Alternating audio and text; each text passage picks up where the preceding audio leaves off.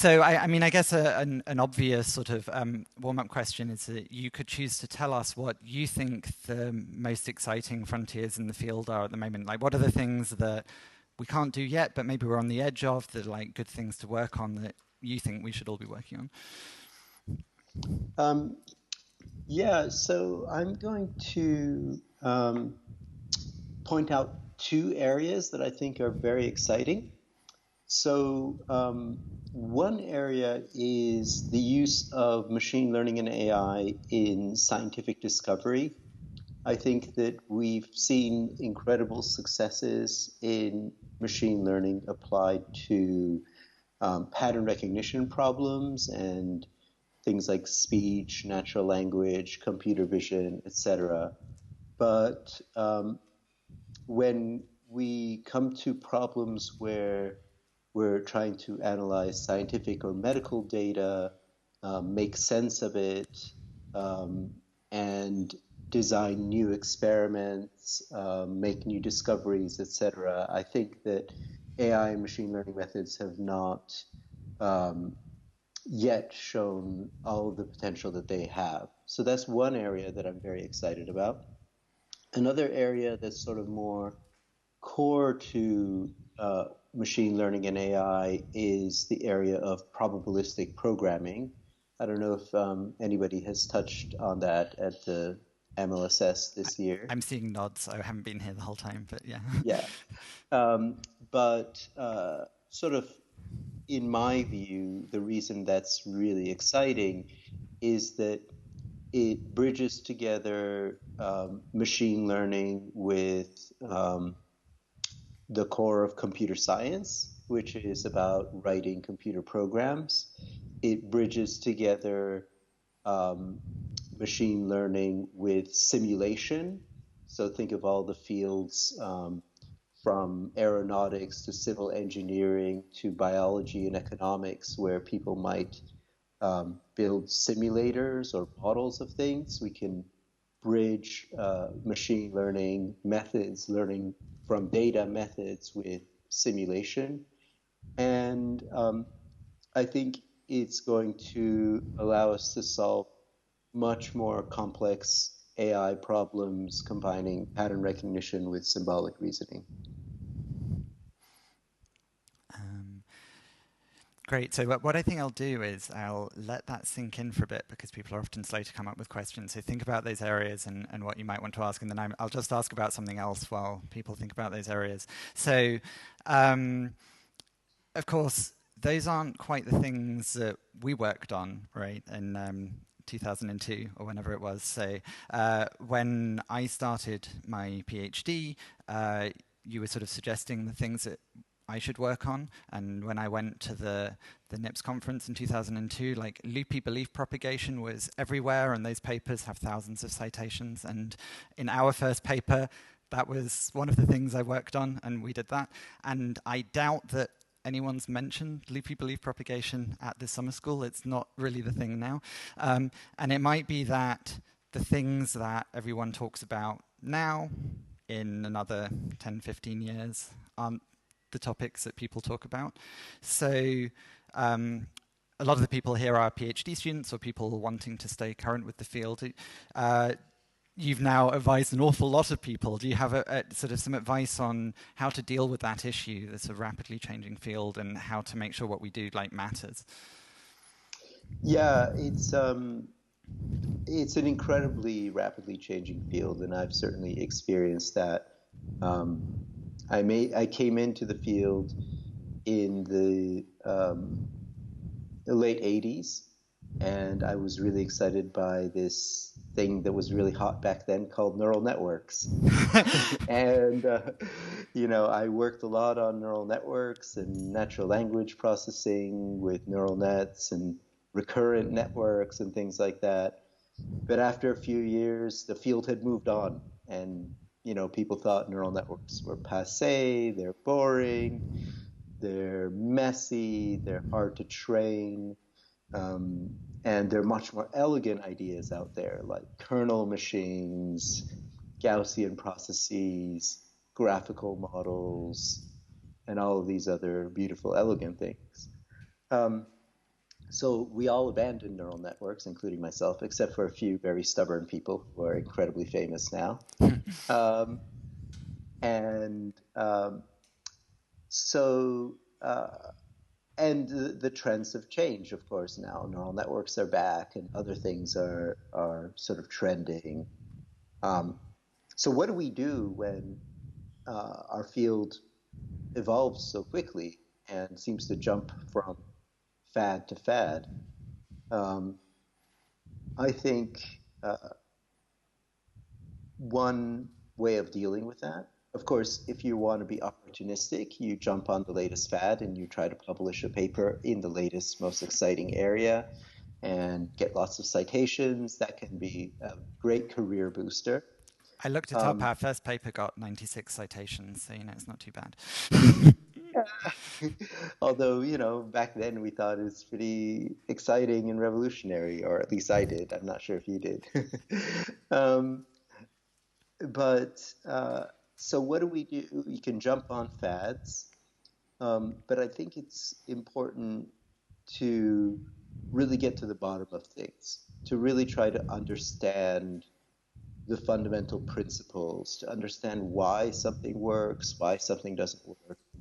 That's slower, a slower process. You might get fewer publications that way, but the knowledge that you gain will last. Because actually, although the field moves very, very quickly, I don't actually think that there are a tremendous number of new ideas. I think there are a few good ideas we should really understand, and then there's a lot of packaging around those, a lot of reinvention, a lot of fine-tuning of those ideas, and also applying those ideas to exciting new data sets, creating breakthroughs through finding the right problem and data set rather than innovating in terms of ideas. So a few fundamental ideas, getting to the bottom of it, really understanding those give you the tools to be able to adapt to new trends that come in over the years. One thing you said was that you started out doing things in natural language processing, and Sharon Goldwater gave a tutorial this morning on whether we still need linguistic knowledge in NLP. So how do you view, in terms of getting to the bottom of things, when we're sort of doing the trendy things, it's like, oh, I'm a machine learning person and I can do deep networks. How important is it for us to understand and get to the bottom of other fields? Should most people here be picking a field like an application area? Or, you have background more in cognitive science and we have overlap with neuroscientists. How important are those links, given that these days they don't seem to be as strong as they were when, 15 years ago? Yeah. I think there are two questions really in there. So one question is, how important is it to learn about things in other fields? And the other question is, in particular, how important is cognitive science and neuroscience to current AI and machine learning? So let me answer these in turn. I think there are two classes of fields that are incredibly important to know about, and you can't know everything in these sorts of fields, but let me describe what they are. One class of fields is what I would say technical foundations. The technical foundations are fields like statistics, maybe control theory, engineering, economics. A lot of great ideas have come from these other fields, and we shouldn't really be too insular. We shouldn't just think that, like let's say there was I'm going to give an example, a random example, not a real one. Let's say there was a deep learning paper that used some ideas from game theory. You don't want to learn game theory from that deep learning paper that appeared in arXiv 2 weeks ago. Maybe you want to spend a few weeks actually reading a game theory textbook from the 70s or 80s, because actually those ideas are, pretty foundational, and there have been decades of people working on them. So those are the technical foundations fields. There are a number of them. Of course, applied mathematics, you know, different branches of computer science, etc. Then there are, let's call them the client fields. So these are places where we apply machine learning, where we collaborate with other people. So those client fields might be, for example, linguistics and language, or they might be robotics. Oh dear.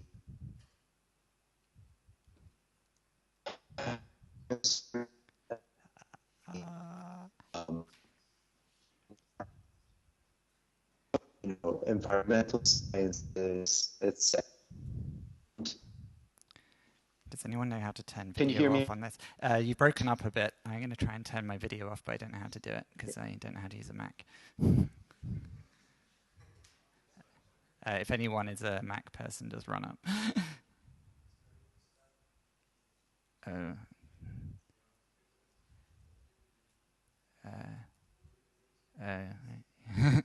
Okay.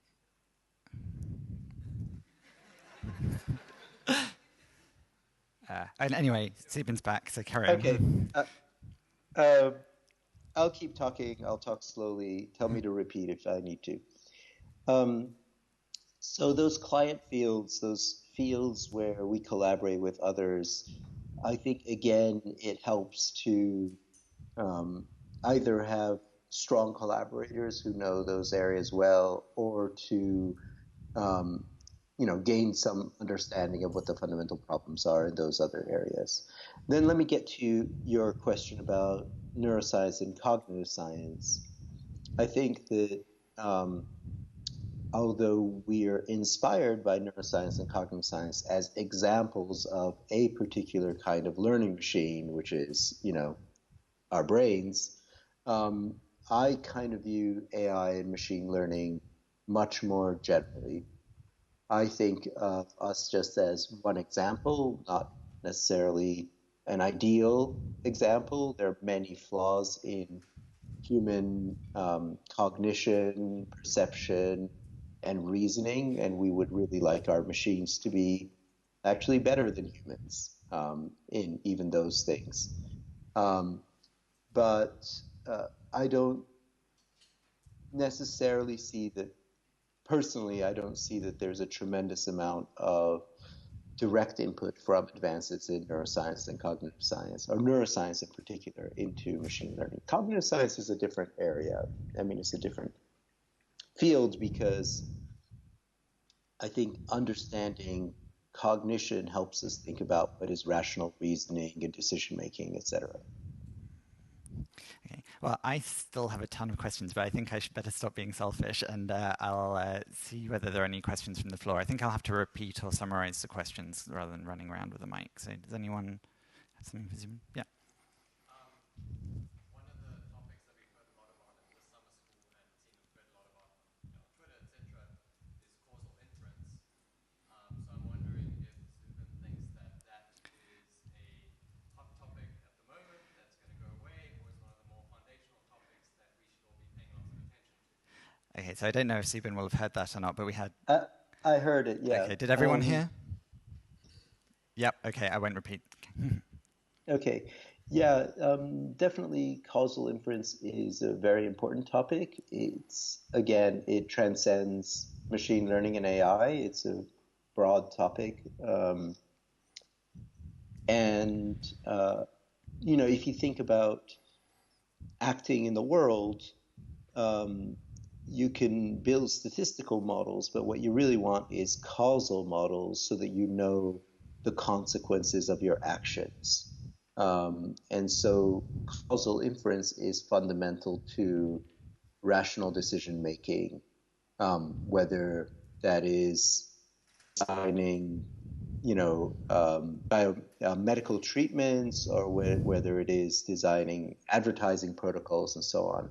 And I can tell you that for example, at Uber, we have teams that both do experiment design and that do causal analysis to understand whether interventions that we made had a positive or negative impact on, the things that uh, our customers care about.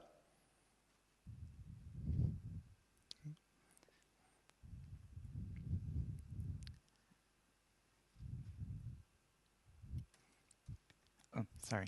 Yeah.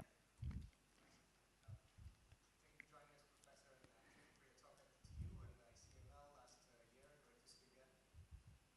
Mentioning some of the exciting projects, you've chosen a criterion to why are they exciting? Because they're bridging certain areas.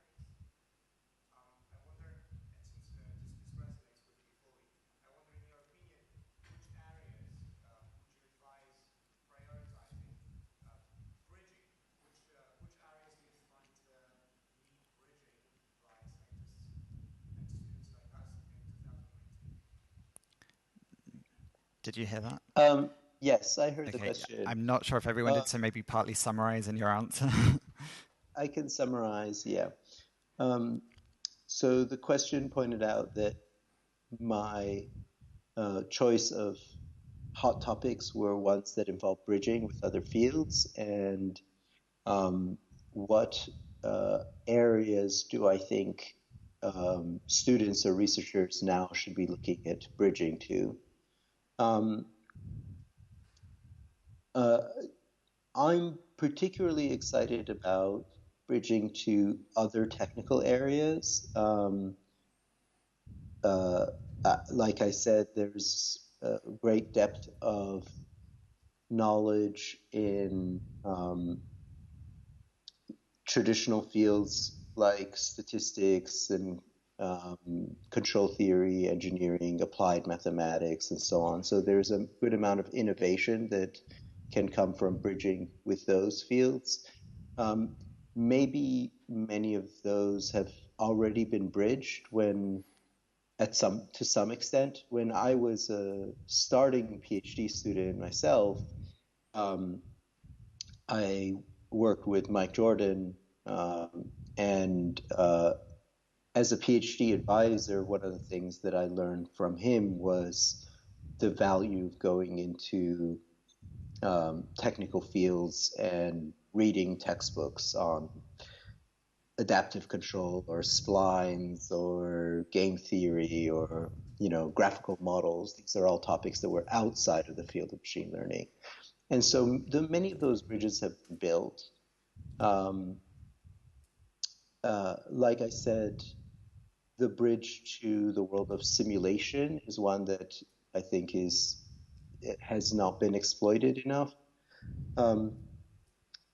But I don't think there are, I'm failing to think of completely untapped areas that are important to lean on at a technical level.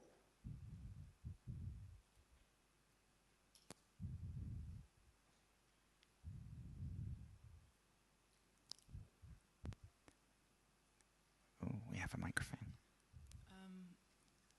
Hi, Professor. Thank you for joining us. I'm wondering if you can tell us more about how you think machine learning research differs from industry to academia, according to your experience. Thank you. Ian, could you repeat that? Sorry. So the question was, how do you think that machine learning research differs in industry and academia, given your experience in both? Yeah.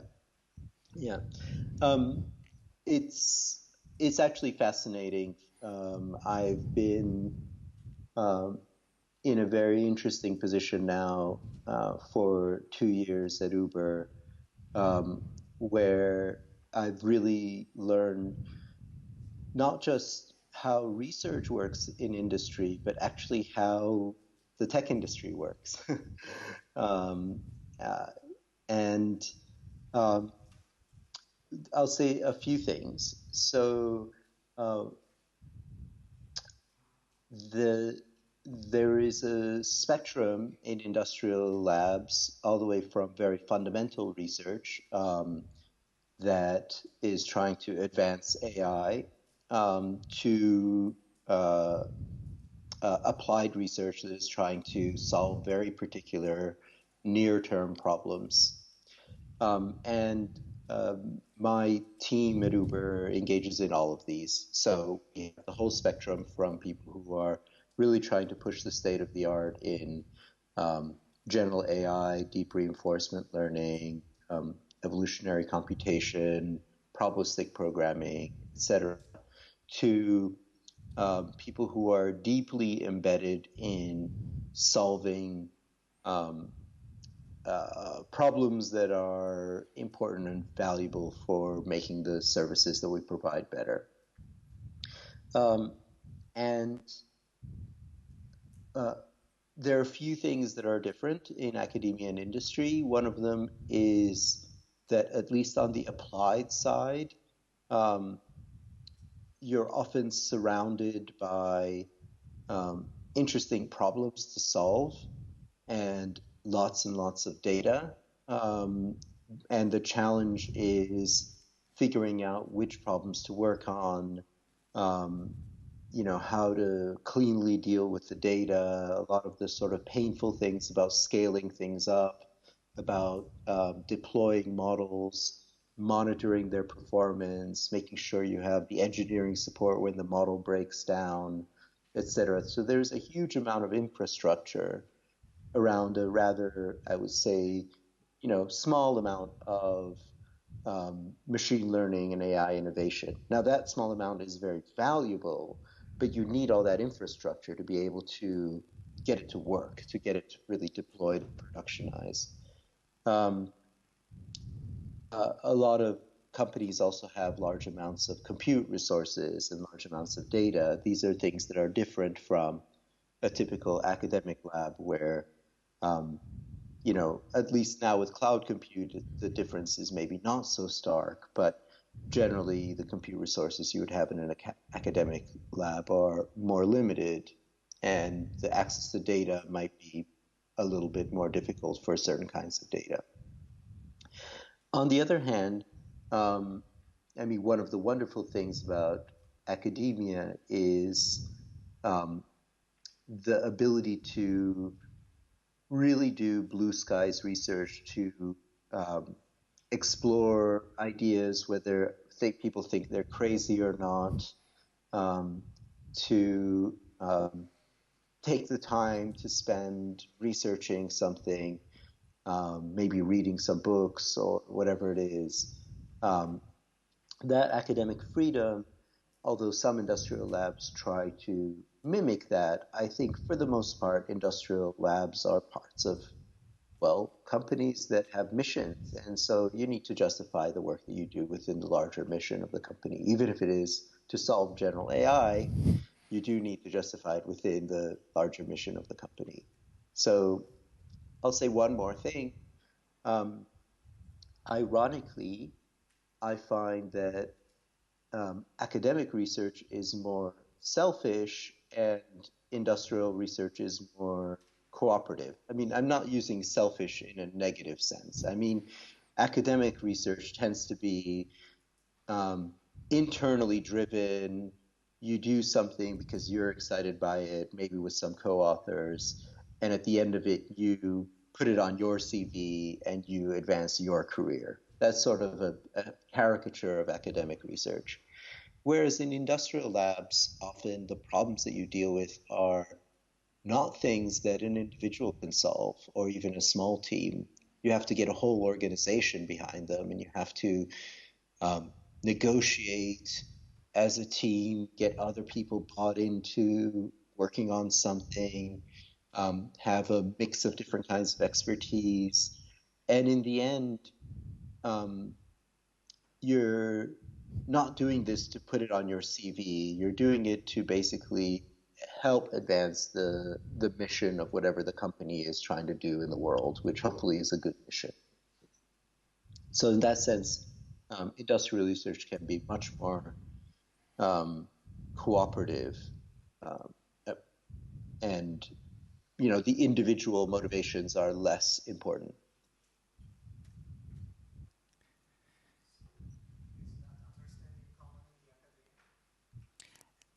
Is that understanding? I don't understand the question. The question verbatim was, is that understanding common in academia? Oh, yeah. I don't think if actually if you ask most academics, they will say that their work is selfless because they publish it openly. Um, and that's true. You're giving to the scientific community. Um, so academia as an organization is very selfless, but individual academics are personally motivated, whereas companies organizationally are selfish, but individually within the company, you're part of a larger structure. So, oh, it looks like Christian has a question. Okay, so I'm going to ask a question because I think someone should ask it. I know you're really good at telling stories, and we haven't heard much at the summer school about the Bayesian versus frequentist debate. And many people here don't even know what all the fuss is about. Can you tell the story, and can you tell us your view? I think that could be really interesting for people here. I don't know if you heard that, Zoubin. Something about Bayesian versus frequentist?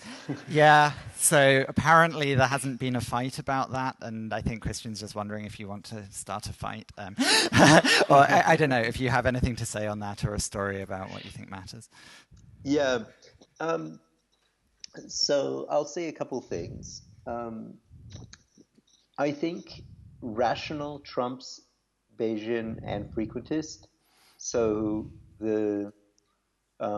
if you're, from a theoretical framework and from the point of view of elegance and so on, I particularly like the Bayesian framework. Other people think that the frequentist framework is very elegant.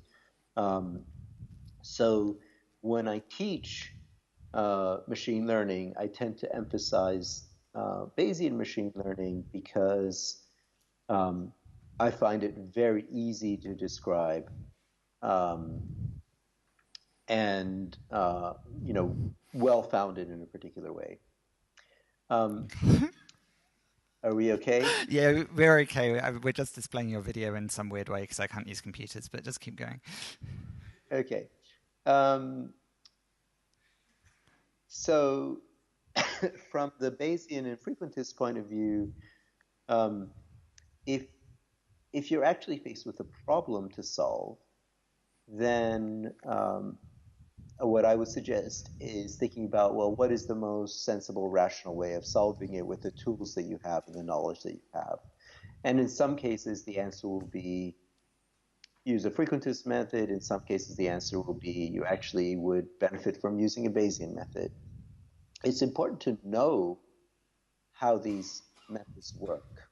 But from a practical point of view, you don't have to religiously follow one or the other. But let me say one thing. One of the things that's been fascinating at Uber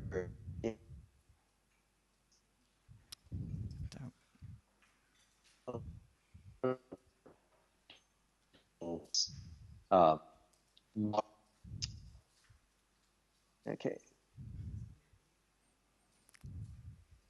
How's the connection? Okay, gone. You're back. Yeah. Okay, so I was saying a lot of the work that we do at Uber involves modeling, it involves forecasting, predictions, and uncertainty. So whether you're Bayesian or frequentist, I think if you're building models and doing forecasts and making decisions, it's really, really important to be able to capture the uncertainty that you have because you make better decisions. You can optimize the world better if you understand the uncertainty of the thing you're trying to optimize.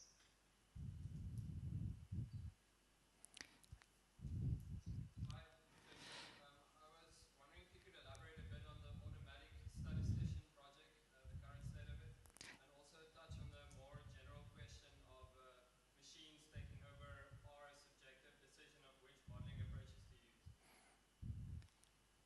Did you get that? Okay. I'll say a couple words about the automatic statistician. I believe Christian is there, right? Yep, he's that. So, if you want to pick some time to chase up Christian, he can give you a much more detailed update on the automatic statistician. I find this project that has been ongoing for a few years incredibly exciting. The idea is to give data scientists, statisticians, and machine learning people powerful tools that helps automate some aspects of model building and model explanation, report writing, understanding patterns in data, etc. I think a lot of those ideas and techniques are out there, but by putting them together into an elegant, robust framework, we can provide a tool that is going to be incredibly useful to lots and lots of people. So that's my aim for the automatic statistician. And it's an ongoing project, and we hope to have a public release of it again sometime soon. Now, the second part of the question was that about replacing people, or what was? Sorry, There was I something didn't about get. decisions being made for people. Do you want to repeat it? Or? Yeah, so my understanding of the project is also that it kind of it self-selects the best modeling procedure to use. And I was just wondering more generally if we think about the future of AGI, where I don't know, machines will start training other machines, deciding which algorithms to use.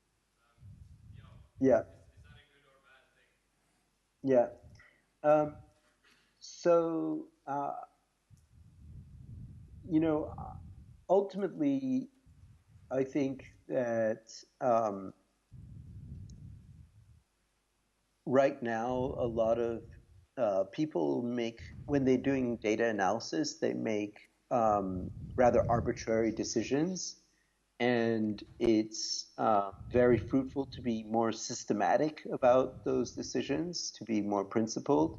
But being systematic can be very tedious for a human to test out 100 different hyperparameter values or model architectures, score them manually, and then pick one.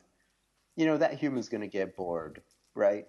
So software helps here. If you automate the meta problem of deciding which machine learning method to use, then the process of machine learning becomes easier. It helps democratize the use of machine learning. It makes it possible for people who are non-experts to use machine learning methods more easily. So I think there are a tremendous number of benefits. What we give up is some level of control because we're giving computers more and more scope and ability to make autonomous decisions, in fact, that's true in general, whether it's about hyperparameters of a machine learning method or autonomous decisions in a self-driving car or autonomous decisions in an airplane autopilot or in an automated trading system in a bank. In all of these cases, we're giving decision-making power to algorithms. And there's positives and negatives to that. The positives are if those algorithms are good, then those decisions will be higher quality maybe than human decisions, which can't be arbitrary. Another positive is, despite all this talk about computers not being interpretable, often if you automate decision making in a computer, you can make it more auditable, more interpretable, more fair, more transparent, ideally, than a human decision maker might be. The downside is, as we give more control away to algorithms, we have the risk I don't really think of the risk of superhuman AIs taking over the world. I just think of the risk more in terms of, stupid stuff happening at large scale. Okay, so let's say there was an automated trading algorithm that was trading based on some signals at super high frequency on the markets. If there was a bug, or if there was some, silly pattern that the algorithm overfit on, it could cause a global market crash. Okay, whereas individual humans can cause global market crashes, but mostly through bugs in our psychology, like panics and things like that. So we have to be aware of the risks. There are also safety risks. So if you have networks of autonomous cars, they better not be easily hackable, because large vehicles can cause damage and can be deadly, right? So we just have to proceed carefully. But there are a tremendous number of benefits to automating decision making, in the same way that there were benefits to some of the things that came out of the Industrial Revolution that automated a lot of manual labor.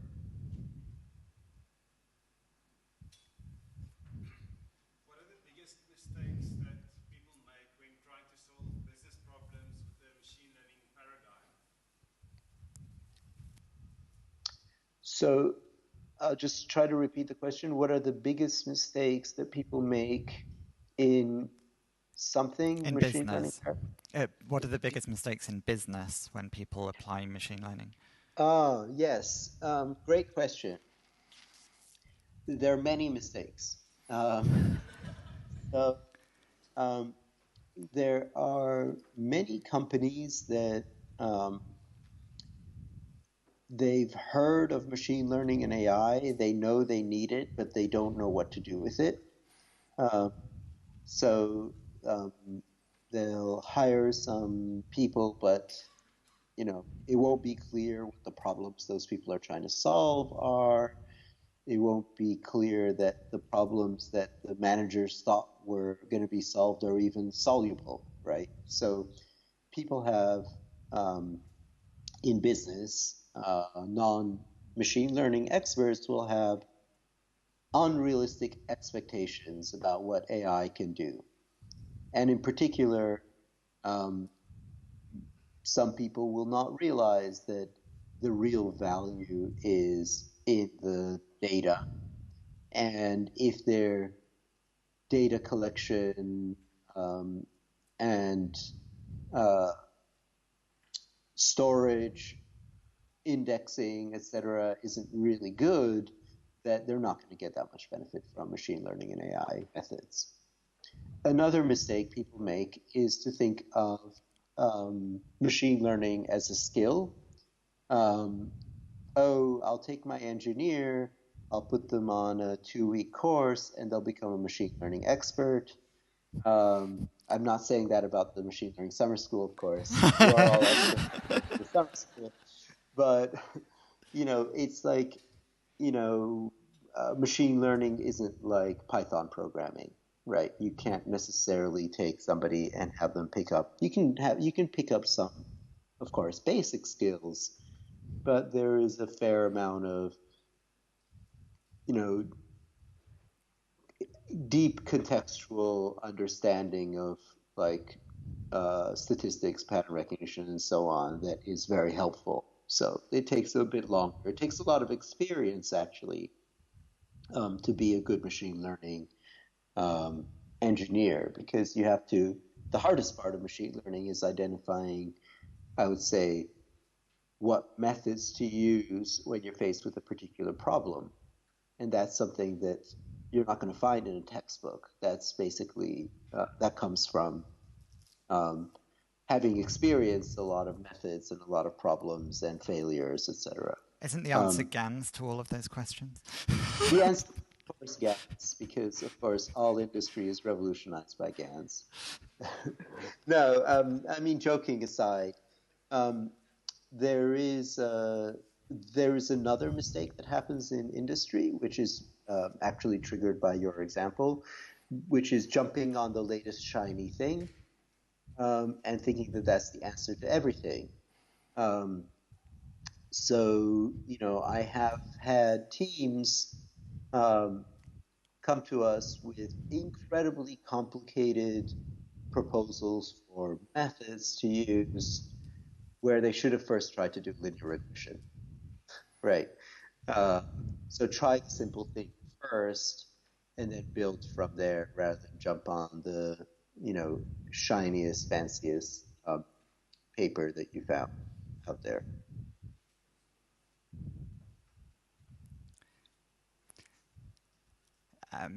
John Skilling.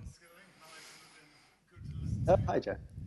I was just curious if you had any thoughts for younger people here on how they should be thinking. We've had a little question on Bayes versus frequentist. I think you know where I stand on that. But the question that's deeper is whether we should be thinking entirely in a sort of disciplined framework, or how much of our time should go to the blue sky stuff outside this, the Wild West of where the future may eventually be defined. Yeah, I'll be honest. The honest answer is if you're an established researcher, you have more freedom to go to the blue skies. If you're a young researcher, you could strike it lucky and take tremendous risks and stumble onto something that is, really going to make your career, where everybody's going to know, oh, you were the person who introduced this brilliant idea into the field. But it is a risky strategy for a young researcher because, 9 out of 10 times or more, that won't work. And your blue skies idea may not pay off. So I know this sounds a bit timid, but I would say I would maintain a portfolio as a young researcher. I would pay attention to what is currently topical because maybe there's something in it and maybe you can contribute to that and make a name for yourself in that area. But I would, keep in my back burner the thing that I'm really excited about, the thing that as soon as I get the chance, I can jump onto. But if I put all my eggs on the thing that I'm really excited about, there is a good chance you won't get other people excited about it because it's not their top priority. So it's a little bit of, I'm not going to tell all the young people in the room, follow your dreams no matter how crazy they are, because some of them are crazy and they're not going to pay off. And so one of the roles, I think, of a mentor is to be able to take somebody's ideas and say, that one's a really good one, follow that, or that one I'm not so sure about. And so the other advice I would give is find yourself a few good mentors, ideally, more than one, who you can run your ideas by, because some of those really crazy ideas might be brilliant, and you do want your mentor to be able to help you identify them.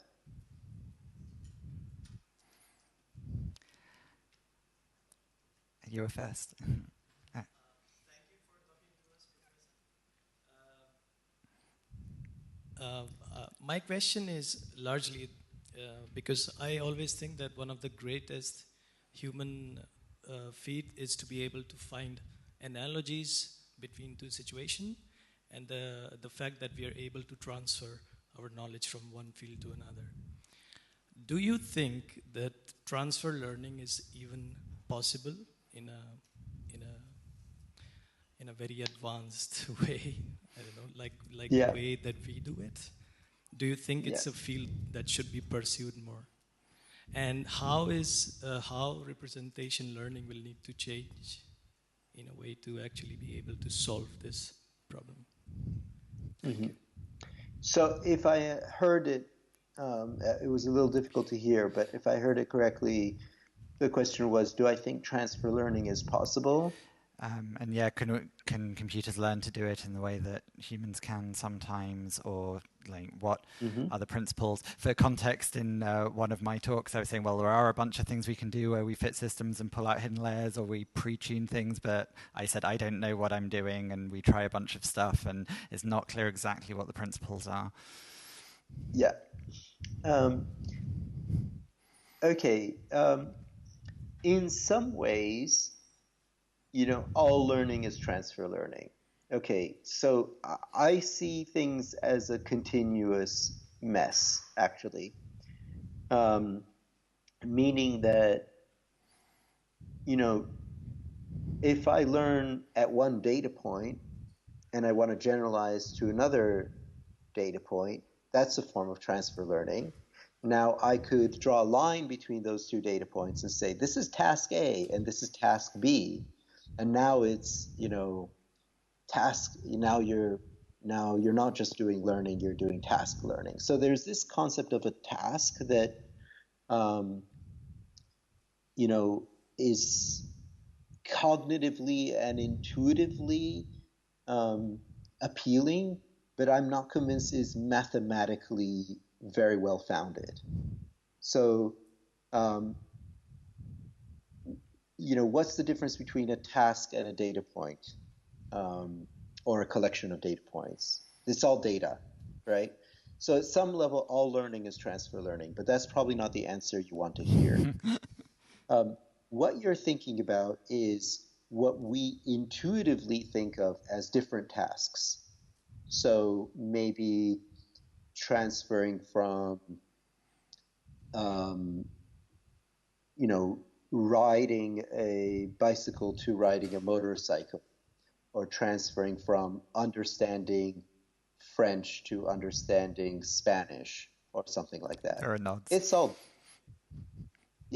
data, but we think of these as separate tasks somehow.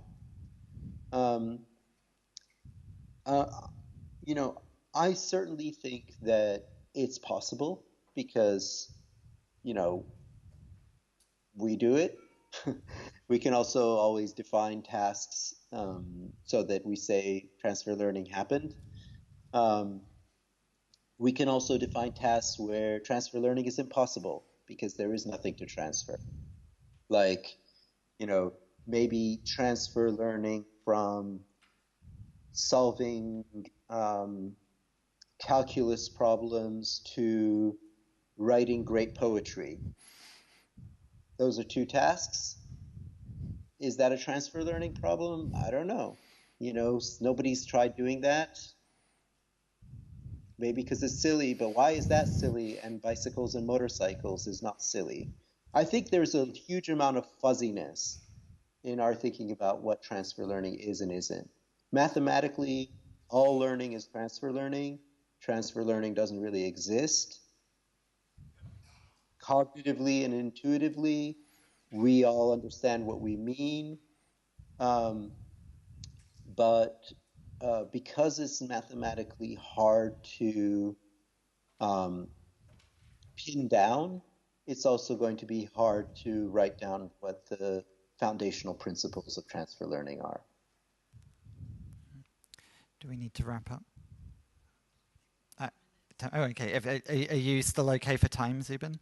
Do you have to run? I'm okay for a few more minutes since we started late. Okay, great. There's a question here. So, thank you very much for kind of being here and answering all these questions.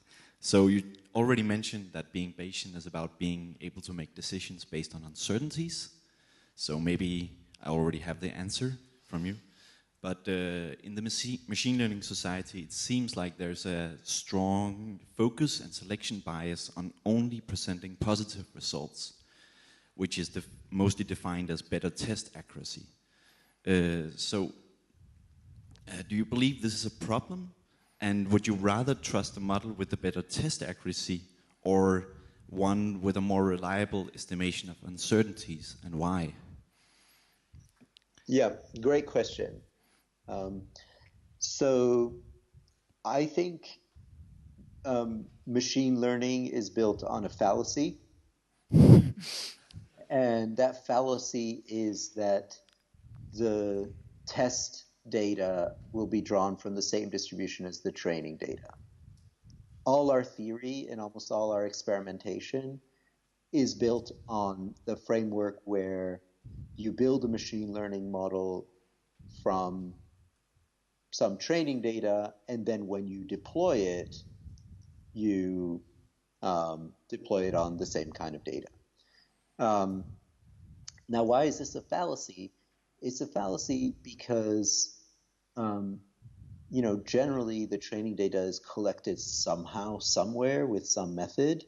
And when you're trying to deploy things, whether it's in a scientific setting or in an industrial setting, the world doesn't behave exactly as it behaved when you collected your test data. Now, you can guard against that by collecting more and more data. So, for example, if you haven't collected self-driving car data in snowy areas, you drive your car around in snowy areas to make sure that you get that data and so on. So you try to cover all the test regimes possible. But one thing that uncertainty, or a well-calibrated uncertainty, would tell you is it would tell you that the model thinks it doesn't know. And that's incredibly useful in a situation where the test regime may be different from your training regime. It's important to have a model that you can trust at least to know when it doesn't know. That's why I think uncertainty is important. It follows from the training test fallacy that your test error is not a reliable indicator of your real-world performance of the model when it's deployed after you do the sort of train test split.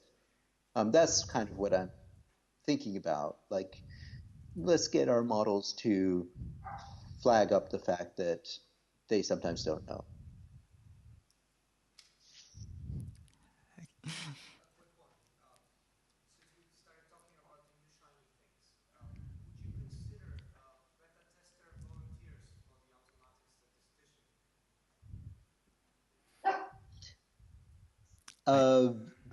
Yeah, you can talk to Christian about that. Beta testing volunteers would be great. Yeah. I wondered whether I could slip in one final question, maybe. Let's make it a final question. Yeah, okay. So in industry, you mentioned that there's a lot more compute resource. And I think it's sometimes a bit unfair, but sometimes people say, oh, well, deep learning's just had a lot of success in the last 10 years because suddenly computers are a lot faster and there's a lot of old ideas that suddenly work. So as a way of getting your opinion on that, I was wondering, if I gave you computers that were like 100 times faster and had 100 times more storage and everything was just 100 times more, like, do you think that this is true, that you and your lab would immediately be able to do new things, and what?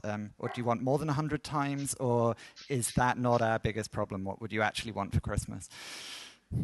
Yeah, so for me, the data part of the equation is more important than the compute part of the equation. So I would prefer to get 100 times more data for Christmas than 100 times more compute, especially on problems that I would be interested in solving. Now, the compute does allow you to do impressive things. So in my lab, certainly at Uber, some of our latest success stories you can read up on the Uber engineering blog involved a fairly large amount of compute but they made, those teams made breakthroughs in deep reinforcement learning and so on. So more compute has certainly helped. I actually think in general, our field is very wasteful with compute. The entire field, I would say, is very wasteful with compute. So I would love to see more rational use of compute power, which is again something that I've tried working on, sort of using machine learning and AI methods to cut down on compute rather than increase compute.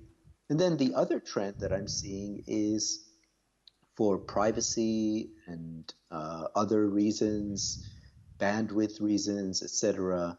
A lot of breakthroughs are happening in machine learning on the edge on mobile devices.